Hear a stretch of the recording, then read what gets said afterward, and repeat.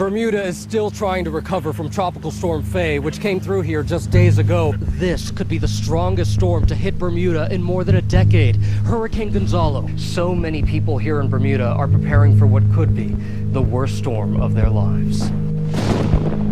A direct hit tonight on Bermuda. Hurricane Gonzalo made landfall just before 9 o'clock last night, officially as a Category 2 hurricane. We are feeling those hurricane-force winds and rain, the full force of Gonzalo. Winds more than 100 miles per hour, nearly snapping those trees, power lines exploding. Knocking out power to tens of thousands.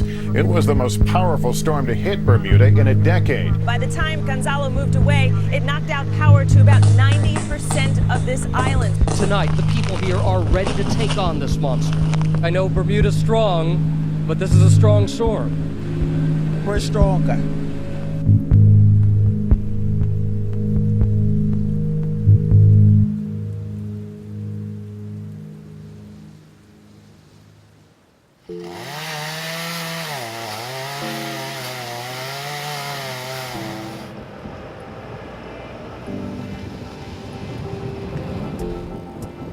This was probably a very unique week in time because we came off Tropical Storm Faye and created real havoc before Hurricane Gonzalo came. And we were watching this storm, and just the wonder of nature.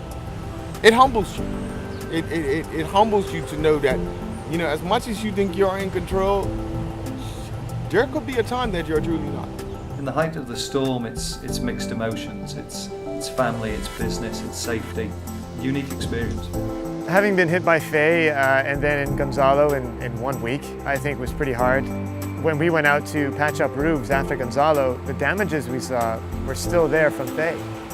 So the effects were long lasting. I saw the next morning right after the storm, big machines in the roads pushing trees out of the way. On the water side, you know, you've got a good bit of commercial dive companies and guys with cranes. There were a lot of people that were hard hit. We had a helicopter recce from the U.S. Navy ship Argyle. They estimated 200 to 250 homes were hit and had roof damage. I think we certainly anticipated quite a bad storm with Gonzalo. All evidence suggested, with the eye passing over the island, that the full force of the storm would be brought to bear on Bermuda. But thankfully, I think the preparations allowed the island to withstand it and come out pretty well. Even though the damages were less than what we expected, we thought that it would take a while to, you know, get things back to normality.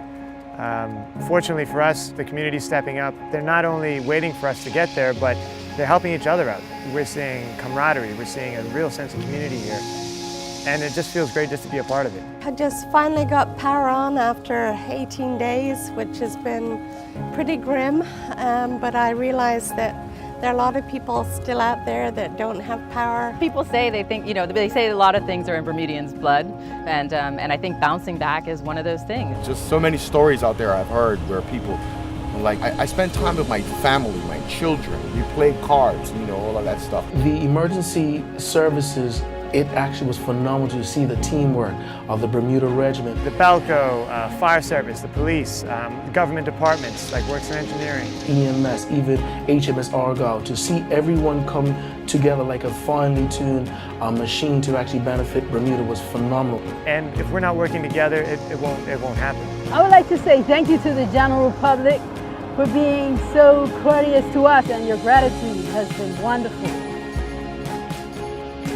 I can't speak highly enough of those guys and what they've done to get the island back on its feet so quickly. Fine Time Fact Tip today. Over the weekend, I had the good fortune to be in Bermuda. Caused some excitement, but I have to say, the island just shook it off.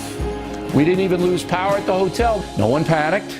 And that's a factor tip of the day. When you travel, just about anything can happen. So stay calm, ride it out. It all adds to the experience. We had a great time in Bermuda.